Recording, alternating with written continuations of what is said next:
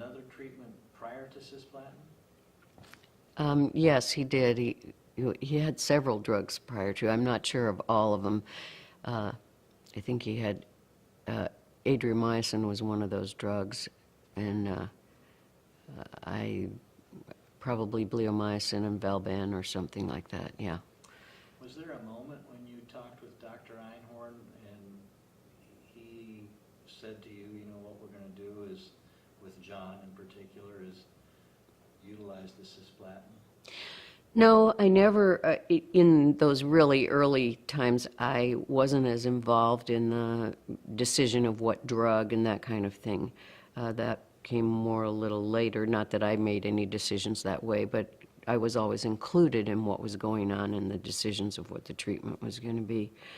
But I do remember there was one patient that was so sick when he came to the office that I said, Larry, why don't you just let him die? And he said, no, I have one more drug to try, you know.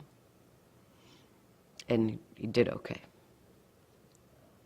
Yeah.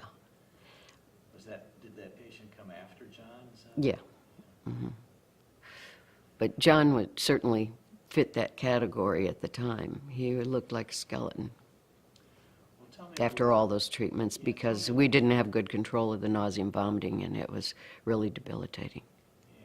So maybe start and describe for me the treatment that, as you recall it, for John, and maybe trying some different agents, difficulties with nausea and vomiting, and then kind of the use of cisplatin.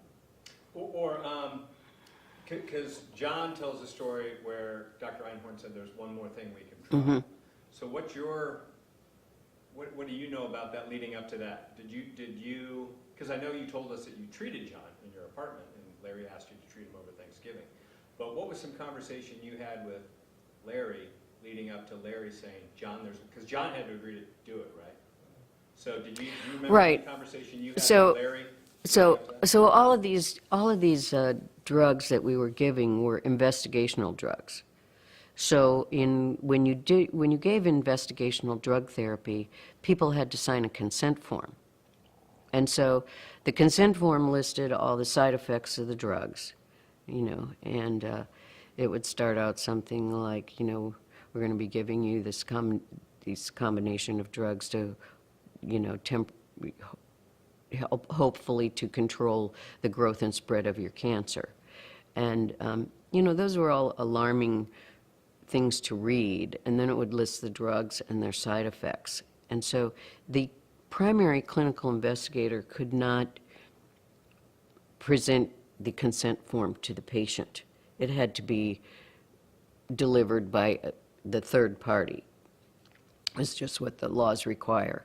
And so these forms, which now are many, many pages, was a single page, and some of them the writing didn't even fill the whole page at that time, which we kind of look back at rather humorously in a way, but it still got the job done. And the patient had to sign that. So I would always go in and talk to the patients and tell them what the drugs were, you know, side effects of the drugs were and so on, and what was going to be happening. So I explained all that to him. But Larry had already explained that to them as well. So he explained it, and then I would come behind him and explain it. And many times the patients, because of who he was and the fact that he held their life in his hands, they could not focus on what he was saying. And I can remember going to him and saying, Larry, why didn't you explain the therapy to this patient? And he said, now you know I always do. And I said, yes, I realize that they just couldn't take it in. They, you know, the side effects and all the things he was saying. So having that other person come behind, then they would, you know, understand what was going to be happening to him better. And then I would always have him sign the forms.